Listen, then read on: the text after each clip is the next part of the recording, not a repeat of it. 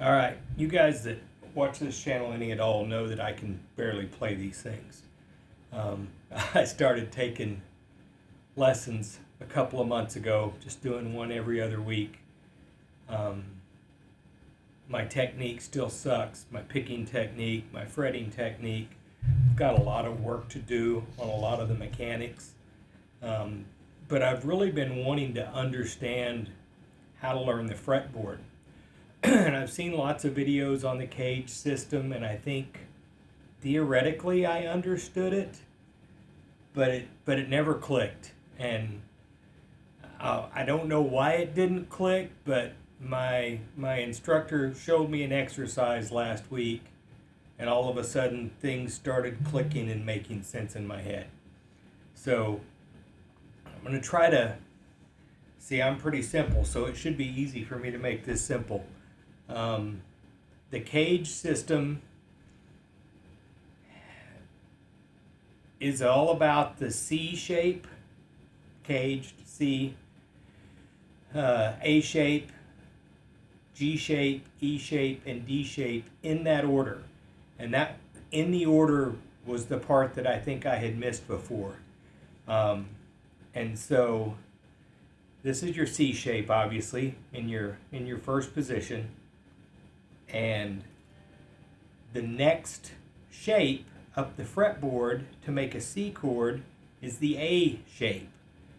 And you stay on that same, so that's where, at 3rd fret, 5th string, it's where you start that C chord.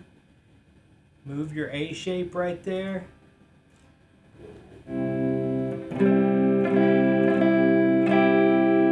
Still got a C chord in the A shape. So what's the next letter in CAGED is the G. So this requires some type of finger yoga that I don't quite have, but if we can bar that 5th fret and make the rest of our fingers, we can come up with a C chord up here on this 5th fret.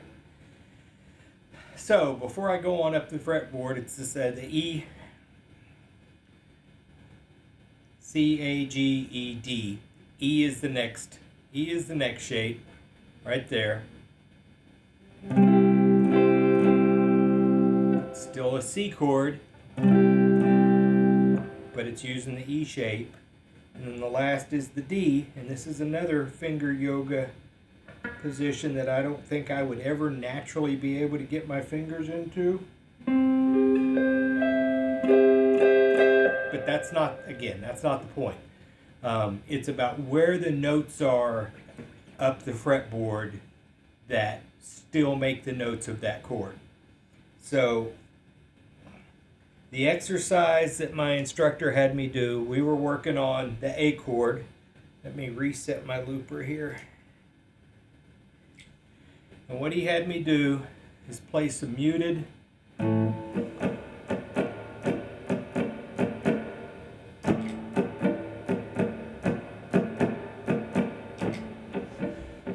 Had me play some muted A strokes right there just to give me something for timing and kind of tone, because the tone there, if I'm off anywhere, it's going to be obvious to me with my ears. And then start playing 3-note runs on the A chord. So the open A chord, 3-note runs.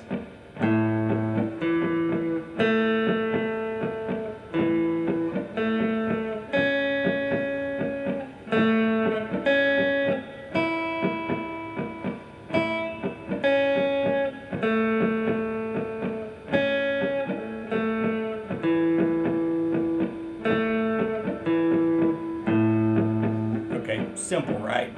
Nothing miraculous there. So A, we're starting with A. The next letter in CAGED is G. So we play the G shape. Now that's the one that I can't get my fingers into that shape naturally or easily at all. But I don't have to play in these 3-note runs, because I can just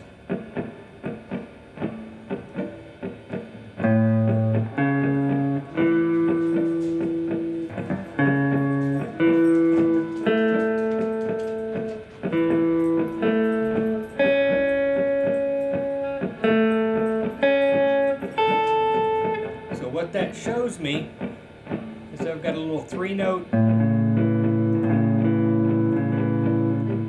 A chord that I could make right there. I could also do a 3-note run right there. So what's next? E. Everybody's familiar with that. That goes back to that bar chord.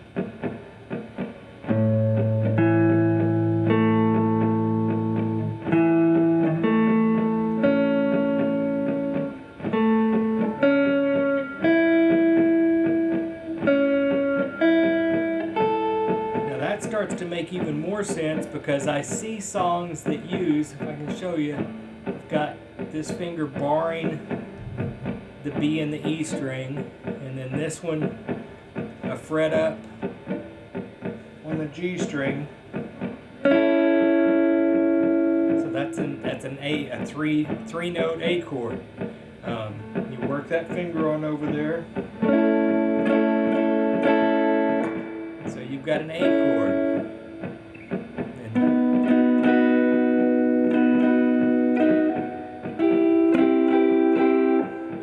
See, when I work my way up the neck like that, and I get as far up here as I can, just repeating the C, the A shape, G shape, E shape, D shape, C shape, A shape, C-A-G-E-D, C-A-G-E-D. They go in order. I think that's the part that I wasn't getting. I thought CAGED was just a convenient acronym that they were using to remember the notes and the shapes, but it's the order that they go on the fretboard too.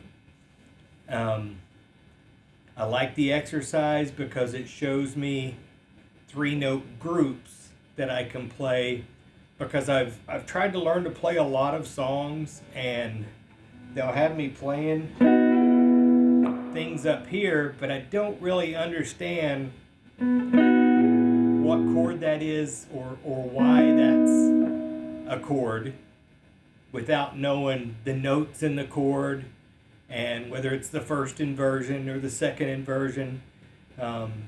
Once you start to understand the shapes a little bit better, so what is that shape right there? That's the E shape.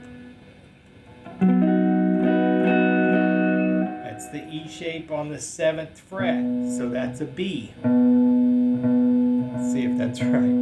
Yeah, because that's the C, so that's the B.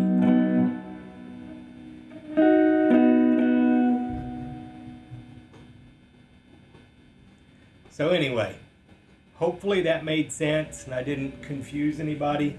I just wanted to share that because that little exercise with the looper has really opened up the shape of the chords on the fretboard and how to get from one place to another. If you were just wanting to play arpeggiated chords, it starts to show you how you can work your way all the way up the fretboard doing that. I hope that helped somebody. It certainly has helped me. So anyway, have a good day. I'm getting ready to watch some football. If you don't like football, football's not your thing. Sorry, it's a great distraction. And sometimes we need distractions in the world. Take care.